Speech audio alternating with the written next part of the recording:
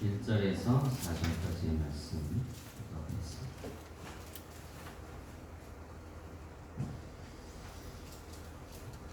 제가 먼저 4절 읽겠습니다. 은사는 여러 가지나 성령은 같고 또 사역은 여러 가지나 모든 것을 모든 사람 가운데서 이루시는 하나님은 같으니 각 사람에게 성령을 나타내시니 유익하게 하려 하시니라. 어떤 사람에게는 성령으로 말미암아 지혜의 말씀을, 어떤 사람에게는 같은 성령을 따라 지식의 말씀을, 어떤 사람에게는 같은 성령으로 믿음을, 어떤 사람에게는 한 성령으로 고치사 인사를, 어떤 사람에게는 능력 행함을, 어떤 사람에게는 예언함을, 어떤 사람에게는 영들 분별함을, 다른 사람에게는 각종 방언을 말함을, 어떤 사람에게는 방언을 통역함을 주시나니 이 모든 일은 같은 한 성령이 행하사 그의 뜻대로 각 사람에게 나눠 주시는 것이니라. 아멘. 주님 감사합니다. 한 성령을 통해서 지혜를 알게 하시고 또 방언의 통역함을 통해서 하나님의 놀라운 일들을 이 시간 알게 하심을 감사합니다. 하나님께서 주의 백성들이 행하신 그 하늘과 땅의 모든 권세의 선물들을 믿음 안에서 마음껏 누리게 하심을 감사드리고, 하나님께서 우리에게 주셨던 것처럼 모든 삶 속에서 능력의 소망의 말씀을 복음 안에서 선포케 하심을 감사합니다.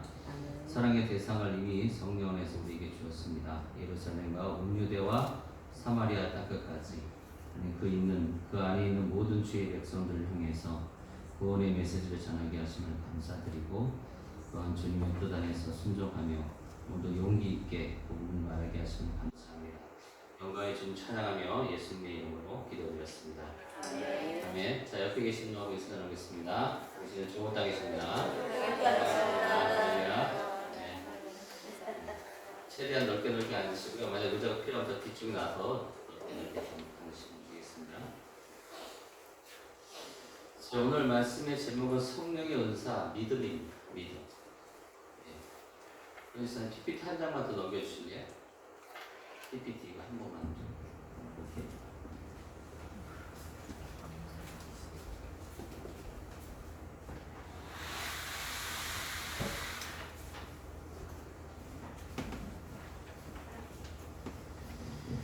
자, 오늘은 성령의 은사 중에서 믿음에 대한 부분들을 좀 다루려고 하는데요. 자, 믿음은 은사인가 하는 것이죠.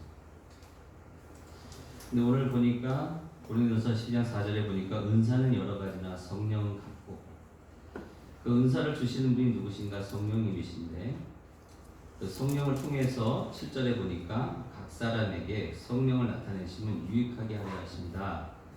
그러면서 그 성령을 통해서 주시는 게 무엇인가? 믿음이다. 이렇게 말씀하고 있다는 것입니다. 그럼 결국은 믿음이라는 것은 은사다라는 것이죠.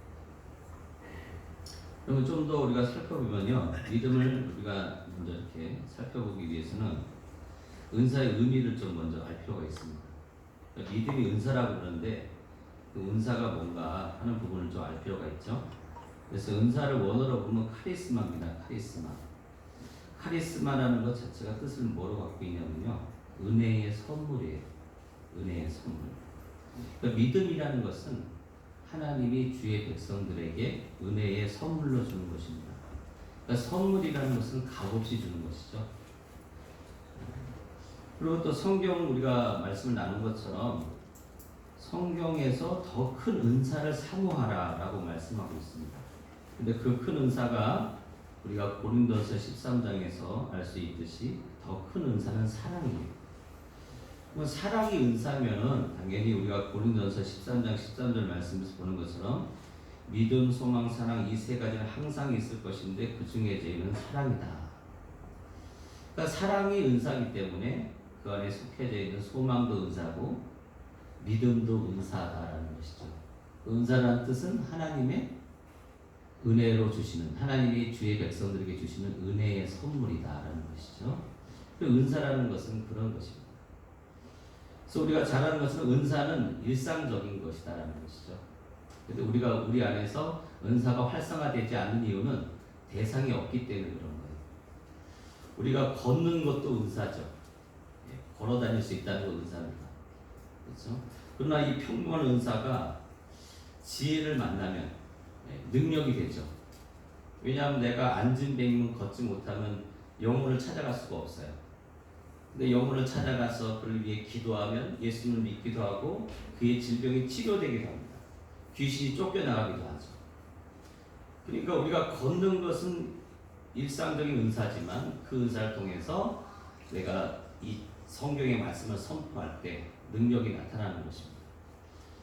또 우리는 먹는 것도 또 우리의 모든 육체를 구성하고 있는 것이 온전한 것이 다 은사죠. 어떤 분 같은 경우에 대장암에 걸리신 분은 대장을 다 끊어내셨어요. 그러니까 화장실을 하루에 60번씩 갑니다. 하루에 사람이 60번씩 화장실을 가면 정상적인 활동을 하기 어려워요. 근데 저와 여러분은 하루에 많이 가야 한 번. 그렇죠? 그럼 탈라면 한 두세 번. 그러니까 우리의 장이 강건하고 오장육부가 건강한 것이 은사예요. 그런 일상적인 은사 안에서 그럼 왜 은사가 활성화되지 않는가? 대상이 없기 때문이다라는 것이죠.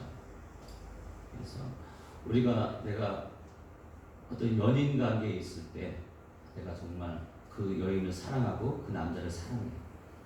그 사랑의 대상이 있을 때는 우리가 어떻습니까? 사랑합니다. 사랑합니다. 정말 당신과 있는 게 너무 기쁩니다. 이렇게 연인 관계에서 대화가 오고 가는데 시간이 지나서 서로 간의 감정이 상하면 어떻습니까? 대상이 사라지면 내가 사랑한다는 말, 그게 은사죠. 근데 그 사람에게 사랑한다는 말을 해주고 싶지가 않아요. 막 몸이 사랑한다고 말하려고 그러면 몸이 막 뒤틀려요. 그러니까 대상이 불분명해지면은 내 은사가 활성화되지 않습니다. 근데 성경은 우리에게 성령을 받은 우리에게 뭐라고 말씀하고 있냐면요. 예루살렘과 온 유대와 사마리아 땅끝까지 이르러 너는 복음의 증인이 된다는 것입니다. 그럼 뭐죠? 예루살렘에도 사람이 살고 온 유대도 사람이 살고 온 땅에도 땅끝에도 사람이 살고 그 모든 사람들이 너의 바로 그 은사를 활성화시키고 너를 업그레이드 시키고 너에게 사회적 영향력을 크게 하는 그 대상들이다라고 말씀하고 있다는 것이죠. 그 예루살렘과 온 유대와 사마리아 땅끝까지 그 있는 그 사람들이 바로 옆에 있는 분들입니다. 옆에 지금 대상자들이 넘치고 있어요. 그런데 그 은사가 발동하지 않는 것은 내가 그를 위해서 내가 할 수 있는 된장국을 끓이는 것이라부터 시작해서 그에게 인사하는 거, 그에게 문자 보내주는 거, 이런 단순한 것들을 안 하는 이유는 뭐죠? 그 대상이 나에게 적용되지 않는다고 생각하기 때문에 그러는 거예요. 근데 주님은 은혜 안에서 우리가 이미 그런 대상이 확실하다라고 말씀하고 있다는 것이죠. 그래서 저와 여러분을 그 은사를 활성화시켜서 저와 여러분을 정말 높이시기를 원하신다는 것입니다. 여러분들 세워서 왕같은 세상으로 이 세상 가운데서 영향력 있는 사람으로 드러내기를 원하신다는 것이죠. 근데 그 은사를 어떻게 사용하는지를 우리가 그 대상이 불명해지면은 은사를 사용하지 않기 때문에 내 사회적 위치가 바닥에 있게 되는 거예요. 재정도 바닥이고 관계도 바닥이고 모든 생각도 바닥이고 그 바닥에서 헤맬 수밖에 없다라는 것이죠. 근데 주님은 그걸 기뻐하지 않으세요. 하나님 저와 여러분을 높이 세우셨다는 것입니다. 모세를 향해서 말씀하시잖아요. 내가 너를 위대케 하겠다. 근데 우리가 보는 이 믿음도 은사라는 거죠. 그 믿음이라는 게 일상적으로 이미 우리에게 주어져 있다는 것입니다. 하나님의 자녀들에게 주어져 있다는 것이죠. 그래서 우리가 보시면 알겠지만 고린도서 12장에 나오는 은사를 나열할 때 지혜 다음에 지식 다음에 믿음 이 순서를 이렇게 배열했을 때는 다 이유가 있다는 것이죠. 그럼 우리가 보시면 알겠지만 지혜라는 부분은 성경에서 저 지혜가 뭔가 우리가 잠언서를 통해서 말씀하셨잖아요. 바로 지혜는 바로 예수님이시고 하나님이시고 성령님이시다라는 거예요. 그러면 그 지혜는 그 지혜를 통해서 우리는 하나님의 자녀들은 무엇을 알고 있는가? 나는 하나님께 속했구나. 창세전부터 하나님께 나를 택하셨구나. 나를 강건하게 하셨구나. 건강하게 하셨구나. 나는 복음의 증인이구나. 난 용사 같은 자구나. 난 정말 이런 세상에 있는 모든 질병에서부터, 세상에 있는 모든 고통과 근심에서부터 용기 있게 강하고 담대하게 그 모든 인생의 문제에서 벗어난 존재구나. 이런 지혜를 하나님께서 우리에게 주셨다는 것이죠. 창세전에. 근데 그 주신 것을 어디에 기록하고 있는 거예요? 지식이라는 것. 성경에 기록하고 있다는 것이고 세상 만물에 기록하고 있다는 거예요. 성경이 저와 여러분을 향해서 뭐라고 말씀하고 있는가? 내가 너를 사랑한다 하나님께서 말씀하고 있다는 것이요. 두려워하지 말라라고 말씀하고 있다는 거예요. 힘을 내라라고 말씀하고 있다는 것이죠. 너는 인내할 수 있다. 오래 참을 수 있다. 너는 친절한 사람이다 라고 말씀하고 있다는 것입니다. 그 지식에. 근데 그 지식에 유일하게 반응 보일 수 있는 건 뭐예요? 현재는 그런 모습이 안 보이기 때문에 믿음을 통해서 그 소망을 믿는 거예요. 그래서 믿음이 저 자리에 있는 거예요. 그래서 그 믿음의 훈련, 그 믿음이라는 것은 결국 지혜를 통해서 하나님께서, 예수님께서, 성령님께서 나를 높이 세우셨구나. 난 좌절하고 꼬꾸라지고 넘어지는 그런 인생이 아니구나. 볼품없는 그런 인생이 아니구나. 그것이 성경의 지식의 은사 가운데 기록이 되어 있다 이 말입니다. 그걸 뭘 통해서 믿을 수 있어요? 믿음을 통해서. 그 믿음을 통해서 역사할 때 바로 성경에 있는 지혜를 통해서 지식에 있는 것처럼 믿음을 통해서 병 고치는 사 예수의 명으로 병은 나았죠. 치료될지어다. 당뇨는 치료될지어다. 고혈압은 치료될지어다. 내 마음속에 있는 모든 우울증은 치료될지어다. 믿음으로 선포할 수 있다는 것입니다. 그리고 그 믿음을 통해서 능력을 행하는 것이고 또 그 믿음을 통해서 예언을 하는 것이고 그 믿음을 통해서 영들을 분별하는 것이고 그 믿음을 통해서 각종 방언을 말하는 것이고 그 믿음을 통해서 방언을 통변하는 거예요. 근데 어떻습니까? 복음에는 하나님의 의가 나타나서 믿음에서 믿음으로 이르게 한다고 말씀하는 것처럼 처음과 끝이 믿음으로 끝나는 거예요. 그럼 내가 구원받을 때 예수를 믿음으로 내가 구원을 받고 열매를 얻었다면 열매 또한 성숙 또한 변화 또한 어떻게 되는 거예요? 그걸 믿는 훈련을 해야 된다는 것입니다. 현실 안에서는 뭐가 없어요. 그렇죠? 병 고치는 사도 안 보이고 능력 행함도 안 보이고 예언도 안 보이고 명도 분별함도 각종 방언 통변함도 안 보이는데 우리에게 믿음을 주셨으니까 그 믿음을 통해서 주님 나는 오늘도 병든 자의 병을 고치는 사람입니다. 영을 분별하는 사람입니다. 능력을 행하는 자입니다. 마음과 예언을 하는 자입니다. 근데 중요한 건 뭐예요? 대상. 그 은사를 사용해야 되는데 대상이 막연하다는 거예요. 그럼 우리는 어떻게 해야 됩니까? 주님 오늘 성령 받은 사람에게 예루살렘과 온 유대와 사마리아 땅끝까지 이르러서 하나님 복음의 증인이라고 말씀하셨사오니 내 옆에 있는 사람도 그 사랑의 대상이며 내 남편도 내 아내도 내 옆에 있는 원수도 사랑의 대상이오니 오늘도 나는 복음을 전하겠습니다. 나는 그런 자임을 믿습니다. 그렇게 내가 내 삶을 부여잡고 선포해야 된다는 것입니다. 말을 해야 된다는 거예요. 믿음의 실행 코드는 뭐라고요? 마음으로 믿었으면 입술로 시인해야 돼요. 우리가 좋은 딸로 승리자로 거룩한 자로 말할 수 있는 것은 우리 마음에 이미 그 하나님의 뜻을 새겨놓으셨기 때문에 그런 거예요. 성령을 통해서 새겨놓으셨기 때문에 그러는 거예요. 나는 정말 지금 너무 우울합니다. 너무 힘듭니다. 너무 고통스럽습니다. 근데 우리 마음에 새겨져 있는 성령께서 말씀하시는 것은 무엇인가? 아니야, 너는 강인해. 너는 담대해. 너는 유쾌해. 기쁨과 희락으로 넘치고 있어. 그것이 바로 우리의 입술 통해서 주님은 듣기를 원하신다는 것이고 그 말씀은 살아있기 때문에 믿음의 역사가 나타난다는 것입니다. 그래서 믿음이라는 것은 하나님의 은사라는 것은 하나님의 선물이에요. 하나님은 사랑이시기 때문에 그 사랑을 통해서 우리가 알 수 있는 것은 그 은혜의 선물을 주시는 분이 누구시라는 거예요? 하나님이시다. 그래서 에베소 2장 8절 말씀 쉬운 성경으로 읽었습니다. 여러분은 하나님의 은혜 안에서 믿음으로 구원을 받았습니다. 그죠? 하나님의 은혜 안에서 믿음으로 구원을 받았다는 거예요. 여러분 스스로는 자신을 구원할 수 없습니다. 구원은 하나님의 선물입니다. 그러니까 하나님의 선물이라는 단어가 나올 때 그 선물과 함께 나오는 단어가 무엇인가? 바로 하나님의 은혜다라는 거예요. 우리에게 주신 것은 하나님의 은혜로 선물 주었다는 거예요. 내가 걷고 있는 것, 내가 뛰고 있는 것, 내가 누군가에게 맛있는 음식을 제공할 수 있는 것, 내가 어떤 돈을 통해서 그 사람을 도와줄 수 있는 것, 그 사람을 만나서 복음을 전할 수 있는 그 모든 일상이 뭐라는 거예요? 하나님의 은혜다라는 것입니다.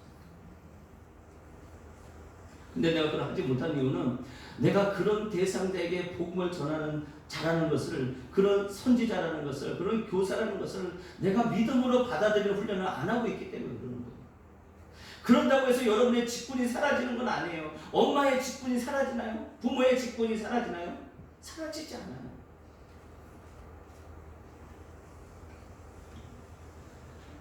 그래서 우리가 알 수 있는 것은 삼위의 하나님, 예수님, 성령의 자체가, 그분 자체가 뭐라는 거예요?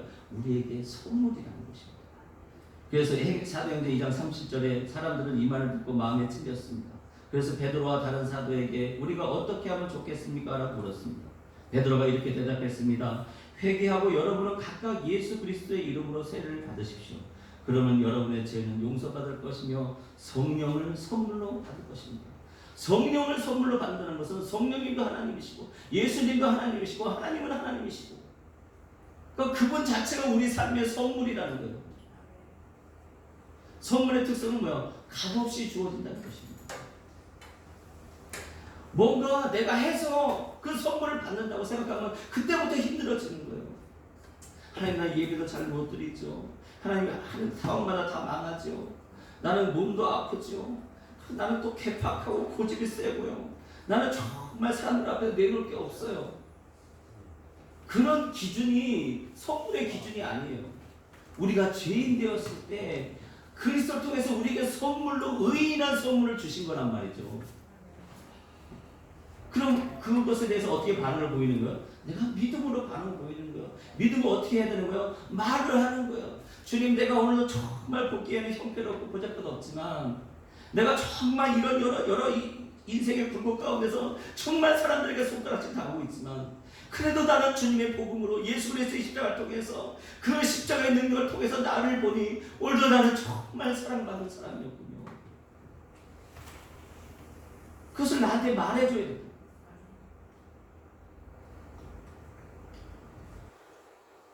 그래서 믿음이라는 것은 은사입니다. 근데 은사라는 것은 선물이에요. 하나님 주신 선물. 그러면 선물은 어떨 때, 선물을 누구에게 줬어요. 그 선물을 줬을 때 그 준 사람은 어떨 때 가장 기쁠까요? 우리가 서로에게, 남녀에게도 선물을 주기도 하고 아는 사람 선물을 주기도 하고 누군가에 선물을 주잖아요. 그 선물을 줄 때 어떨 때 가장 기쁘세요? 네? 그 선물을 열어보고 너무 좋아할 때, 그렇잖아요. 내가 남자친구한테 선물 줬는데, 여자친구한테 선물 줬는데 선물 까보지도 않고 던져놔. 그럼 어떻게 해? 기분 좋아요, 안 좋아? 근데 정말 그 선물을 뚜껑을 열어서 그 안에 있는 뭐 이렇게 핀부터 시작해서 뭐 목걸이, 뭐 다양한 선물들을 받으면서 너무 좋다, 어디서 샀어? 너무 고마워. 그럴 때 어때요? 어떠죠? 그때 선물을 준 사람이 기쁩니다. 그래서 그러면 결국 뭔가 상대방의 선물을 열어보고 기뻐할 때가 가장 내가 그 선물을 준 보람을 느끼는 것처럼, 믿음은 뭔가 그 선물을 열어보는 거예요. 믿음을 통해서 그 선물을 열어보는 것입니다. 믿음이라는 것은 내가 그 선물을 열어보는 행위예요. 하나님께서 나에게 영생의 선물을 줬고, 내가 너를 강하고 담대하게 하고, 내가 너에게 용기를 줬고 힘을 줬고, 내가 너를 동행하고 있다, 그런 선물을 줬는데 그것이 현실은 그렇지 않기 때문에 그 선물을 열어보고 싶지 않은데 믿음이 발동하니까 열어보는 거예요. 그렇구나, 정말 그렇구나. 그래서 믿음은 그 선물을 열어보는 겁니다. 그럼 열어보는 것이 뭐야? 믿음의 은사를 사용하는 거예요. 그래서 믿음에서 믿음으로 이른다라고 말씀하고 있는 것입니다. 근데 왜 우리는 그 선물을 열어보려 하지 않을까요? 여러분들도 누군가 선물 줬을 때 열어보고 싶지 않을 때가 있죠. 선물을 받았는데도 열어보고 싶지가 않아요. 어떨 때 여러분은 그 선물을 열어보고 싶지 않아요? 마찬가지로 하나님께 우리가 선물을 주셨는데 어떤 상태와 환경이 되면 그 선물을 열어보고 싶지 않아요. 그래서 성경을 제가 그 선물에 대한 부분들을 찾아봤어요. 그래서 민수기 18장 7절에 보니까 하나님께서 아론의 자손들이 이렇게 말합니다. 내가 제사장의 직분을 너에게 선물로 주었어. 그러니까 선물이라는 단어가 나오는데 그 단어가 뭐와 연결시키고 있냐? 내가 제사장의 직분을 너에게 선물로 줬다는 것입니다. 이거 쭉 내용을 읽으면 너와 내 아들들은 제단과 휘장 안의 모든 일에 대하여 제사장의 직분을 지켜 섬기라. 내가 제사장의 직분을 너에게 선물로 주었은즉 거기 가까이 하는 외인은 죽임을 당할지어다. 그 직분을, 제사장의 직분을 아론의 자손들에게 줬어요. 다른 사람이 들으면 죽어요. 근데 그 직분 자체를 뭐라고 표현하고 있다고요? 내가 너에게 선물로 줬다는 것입니다. 또 선물이라는 단어 보니까 에베소 3장 7절에 이 복음을 위하여 그의 능력이 역사하신 대로 내게 주신 하나님의 은혜의 선물을 따라 내가 일꾼 되었노라. 일꾼과 직분과 똑같은 거잖아요. 그러니까 선물과 연관돼서 나온 단어가 다 뭐라는 거예요? 직분이다. 또 에베소 4장 7절에 우리 각 사람의 그리스도의 선물의 분량대로 은혜를 주셨다. 선물의 분량대로 은혜를 주셨다. 그 은혜를 뭐라고 그랬죠? 은사다. 그러니까 모든 것이 다 직분과 연결이 되어 있다는 것입니다. 그리고 그 직분은 뭐라는 거예요? 선물이기 때문에 내가 갖추는 게 아니에요. 이미 야고보서 1장 7절에 보면 17절에 보면 온갖 좋은 은사와 온전한 선물이 다 위로부터 빛들의 아버지께부터 내려오나니 그는 변함도 없으시고 회전하는 그림자도 없으시다. 모든 은사가 이미 하늘부터 저와 여러분의 안에 있다는 것입니다. 그러면 여러분이 걷는 그 모습 안에서 옆에 있는 지체가 은혜를 받는 것이고 여러분이 밥을 먹고 웃고 기뻐하고 즐거워하고 있는 그 모든 일상 안에서 능력이 나타나고 은혜가 나타난다는 거예요. 근데 정말 내가 그런 존재라는 걸 내가 믿음으로 받아들이냐는 거죠.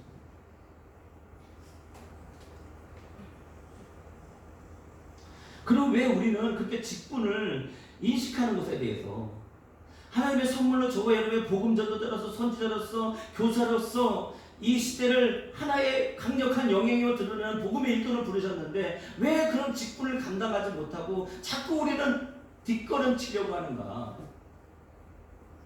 또 선물이라는 단어를 보니까 잠언서 6장 32절 이하에 보면 이렇습니다. 간음하는 자는 정신이 나간 사람으로 자기 영혼을 망치는 사람이다.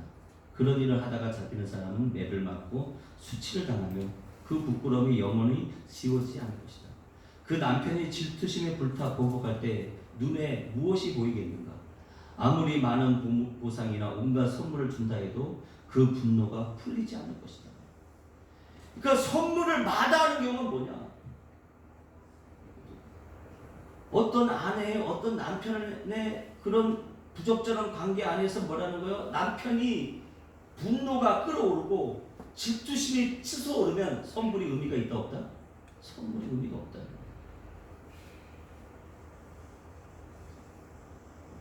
그 야고보서 4장 4절에 보면 그러면 그 간음하는 것이 단순히 남녀 간의 간음인가?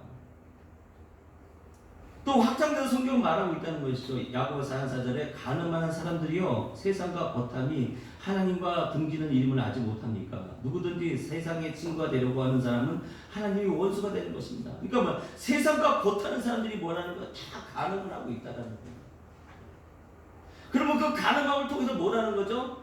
선물을 주님께서 주셔도 그 가늠한 것 때문에 세상과 내가 세상에 좋아서 술도 마셨고 담배도 피고 간음도 하고 여러 가지 옳지 못하고 거짓말도 하고 속이고 막 미워하고 시기하는 그 모든 것 하나님 나라 하나님의 자녀임에도 불구하고 그런 일들을 내가 오늘도 하고 있습니다. 이럴 때 뭐라는 거야? 나의 직분을 상실하는 거예요.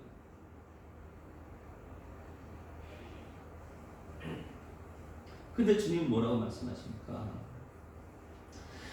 로마서 5장 8절에 우리가 아직 죄인되었을 때 그리스도께서 우리를 위하여 죽으심으로 하나님께서 우리에 대한 자기의 사랑을 확증하셨다. 너희가 그런 못난 짓 할 때 너희가 그것 때문에 부끄러워할 때, 힘없어 할 때, 어려워할 때, 힘들 때 내가 예수 그리스도를 통해서 내 독생자를 통해서 너희를 의인 만들었고 내가 너희를 용서했다라는 것입니다. 저와 여러분은 뭐라는 거예요? 용서받은 존재들이다라는 거예요. 아멘.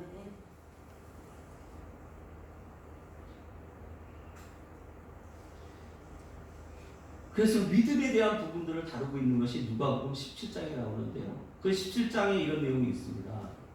사도들이 주께 여짜오되 우리에게 믿음을 더하소서. 제자들이 우리에게 믿음을 더해달라고 말하는 거예요. 근데 그 믿음을 더해달라는 그 17장 5절이니까 1절, 2절, 3절, 4절이 있죠. 그 내용이 무엇인가 보면요. 예수께서 1절에 이런 말씀이 나옵니다. 믿음을 더해달라는 그 얘기 앞절에 이런 내용이 나온다는 거죠. 예수께서 제자에게 이르실 때 실족하게 하는 일이 없었으나 그렇게 하는 자에게는 벌었다. 그가 이 작은 자 중에 하나를 실족하게 갇히는데 차라리 연자 맷돌이 그 목을 메어 바다에 던지는 것이 나아요. 너희는 스스로 조심하라. 만일 내 형제가 죄를 범하거든 경고하고 회개하거든 용서하라. 만일 하루에 7번이라도 내게 죄를 짓고 7번 내게 돌아와 내게 회개하노라 하며 하거든 너는 용서하라 하시더라. 이 말씀을 하니까 쟤들이 우리에게 믿음을 더하소서 라고 말씀하고 있다는 거예요. 그럼 이 말은 뭐예요? 너희들 실수할 수 있다. 실족할 수 있다. 근데 뭐라는 거죠? 회개하면 성령 받으면 10분이 뭐라는 거예요? 은사가 다시 불일 때 일어난다는 것입니다. 저와 여러분을 용서하신다는 거예요.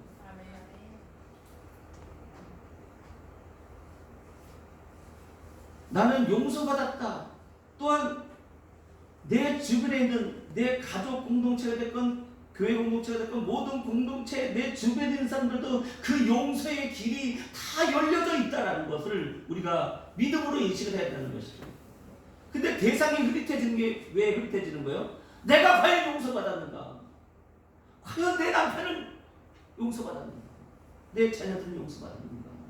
저 원수는 저 대적은 용서받았는가? 그것이 불분명하니까 대상이 불분명해지는 거예요. 난 이미 용서받았는가?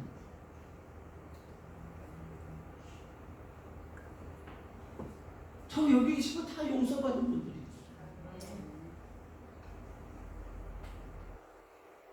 근데 오늘도 나는 하나님 나는 세상에 벗겨서 이런 짓 했고 저런 짓 했고 정말 차마 말로 담을 수 없는 일을 했습니다. 그러면서 자기 자신을 모호하게 만드니까 내가 하나님께 용서받은 대상이라는 것을 인식하지 못하는 거예요. 잘 기억하십시오. 우리가 아직 죄인 되었을 때 용서받을 수 없다고 생각할 때 그리스도께서 우리를 위해 죽으심으로 하나님께서 우리에 대한 자기의 사랑을 확증하셨다는 거예요.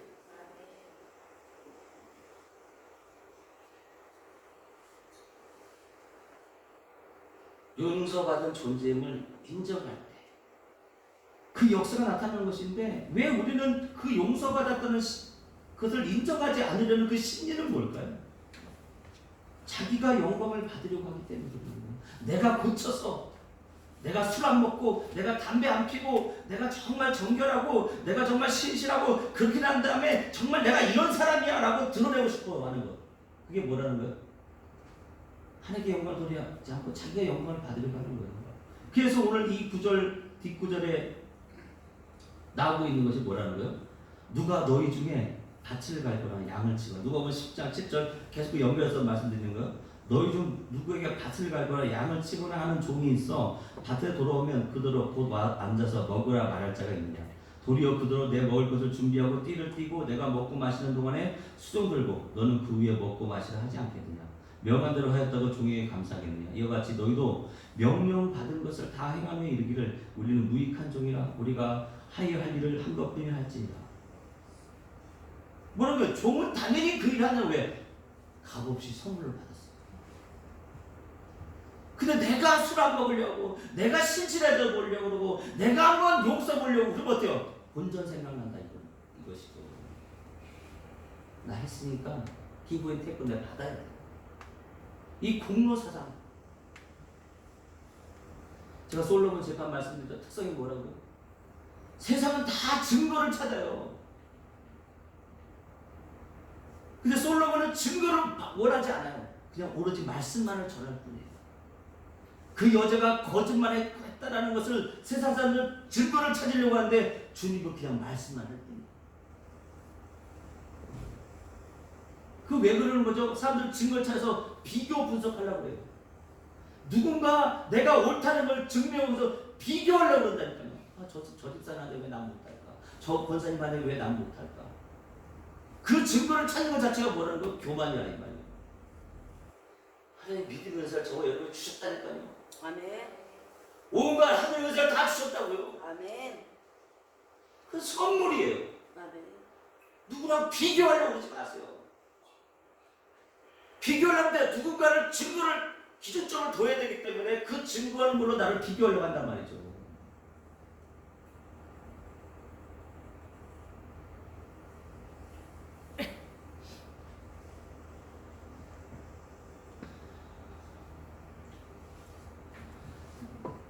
그리고 또 하나는 뭔가 어떨 때 선물을 열어보지 않는가, 이게 가장 중요하기 때문에 좀 길게 했습니다. 요게 또 하나의 내용이 뭔가 감당할 수 없는 문제가 발생할 때 선물을 받으려고 하잖아요. 우리가 잘 알면 다니엘서 2장 5절 말씀에 보니까 느부갓네살이 꿈을 꿨습니다. 근데 그 꿈을 술사들에게 얘기하지 않고 그 꿈을 해석해 보라는 거예요. 그러니까 술사들이, 바벨론의 술사들이 꿈을 좀 얘기해 주십시오. 그럼 그 꿈을 듣고 우리가 그 꿈을 해석하겠습니다. 근데 얘기를 안 하는 거예요. 너희가 꿈도 말하고 해석도 말하고. 만약 너희가 꿈도 해결하고 꿈도 말하고 그 해석도 말하면 느부갓네살 내용이 이렇게 말합니다. 내가 꿈과 그 뜻을 이해하게 해주는 사람에게는 선물과 함께 큰 명예를 주겠다. 그러니 어서 내 꿈을 말해라. 선물을 주겠다는 거예요. 근데 왜 못 열어보는 거죠? 왜 그 선물을 받지 못하는 거죠? 그건 불가능하다고 생각하기 때문에, 나로서 도저히 할 수 없다고 생각하기 때문에 그 선물을 열어볼 수가 없는 거예요. 근데 다니엘은 어떻습니까? 다니엘서 2장 47절에 왕이 대답하여 다니엘에게 이르되 너희 하나님 참으로 모든 신들의 신이요 모든 왕의 주제시로다. 내가 능히 이 은밀한 것을 나타내었으니 내 하나님은 또 은밀한 것을 나타내시는 이시로다. 왕이 이에 다니엘을 높여 귀한 선물을 많이 주며 그를 세워 바벨론 온 지방에 다스리며 또 바벨론 모든 지혜자의 언을 삼았으며 왕이 또 다니엘의 요구대로 사드락과 메삭과 아벳노를 세워 바벨론 지방에 이를 다스리게 하였고 다니엘은 왕궁에 있었더라. 똑같은 상황인데 다니엘은 어떻습니까? 그 선물을 본다. 저와 여러분 하나님께서 사회적 위치를 다니엘처럼 높이기를 원하세요. 맨날 빌빌대는 인생을 원하지 않으신다고요. 그런 평범한 삶을 원하지 않아요. 성령 받은 사람은 절대 평범할 수 없어요. 근데 왜 그러는 거예요? 그 선물을 열어봐야 되는데 감당할 수 없는 불가능한 일 앞에 자기의 생각이 먼저 간다. 주님, 나는 오늘 이 다니엘처럼 하나님 꿈을, 환상을, 예언을 아버지 해석하는 그런 능력이, 은사가 내 안에 있음을 선포합니다. 이렇게 말을 해야 되고, 하나님 내가 지금 당장 하나님 이 사업 가운데 이 사업의 길이 열려야 되는데 하나님 이것이 예수에 열려 있습니다. 그러면 나 이걸 통해서 사람을 살리고 성도를 세우겠습니다. 복음의 지금 이 제자만 사용하겠습니다. 나는 강호 담대합니다. 이 말을 해야 되는데 이 말 안 하고 어떡하지? 주파를 막 보고 어떻게 해야 이게 해결될까?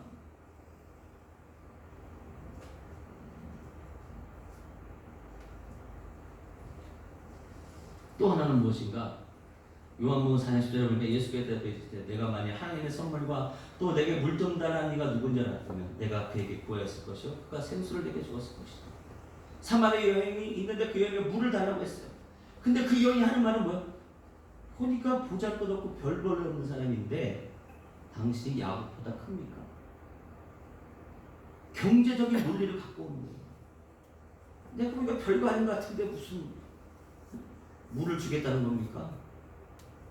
그때 주님이 뭐라는 거죠? 내가 지금 너에게 말하는 내가 누군지 알고 알았다면 네가 나에게 선물을 구하였을 것이라는 거예요.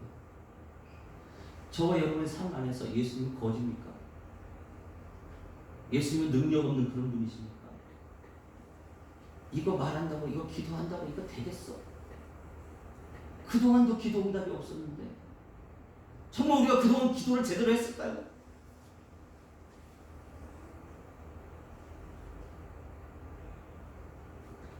또 사도행전 8장 20절에 베드로가 이르되 내가 하나님의 선물을 돈 주고 살 줄로 생각했으니 내가 은과 내가 함께 망할 것이다.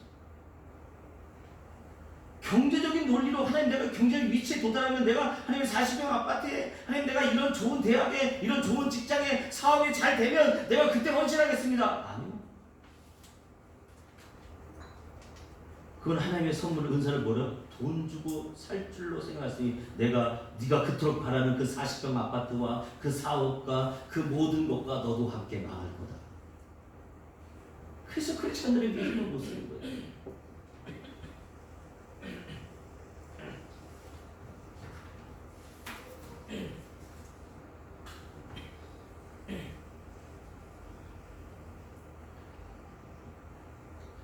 구원도 믿음이고 변화와 성숙도 열매도 다 믿음이에요. 그래서 로마서 1장 17절 복음에는 하나님의 의가 나타나서 믿음으로 믿음에 이르게 하나니 기록된 바 오직 의는 믿음으로 말미암아 살리라 함과 같으니라. 쉬운 성경을 보면 이렇습니다. 하나님께서 주시는 의가 복음에 제시되어 있습니다. 성경의 의는 믿음으로 인하여 살 것이다 라고 기록하고 있듯이 하나님께로부터 오는 의는 처음부터 끝까지 믿음으로 얻을 수 있는 것입니다. 믿음을 통해서만 우리가 원하는 소망을 여러분들이 그토록 갖고 싶어하는 그것을 가질 수가 있다면 이 말이죠. 믿음을 통해서 우리에게 주어지는 가장 최고치는 뭐야? 영생이에요.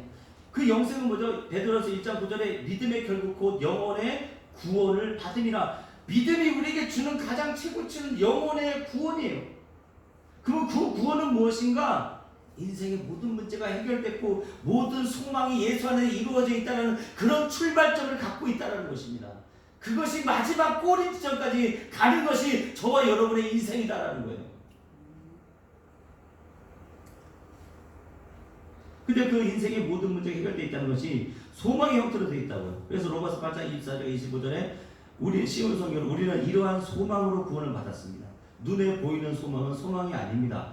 보이는 것을 소망하는 사람이 어디 있겠습니까?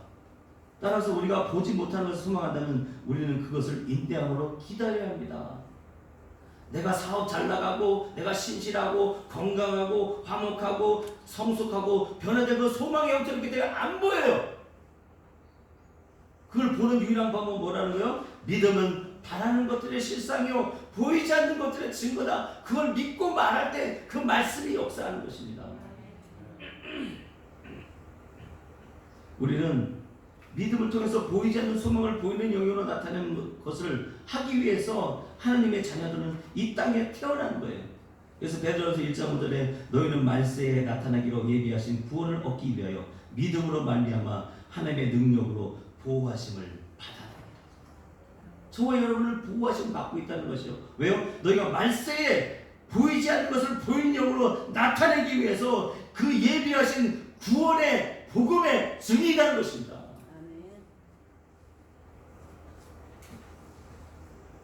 나병 환자 10명 있었습니다.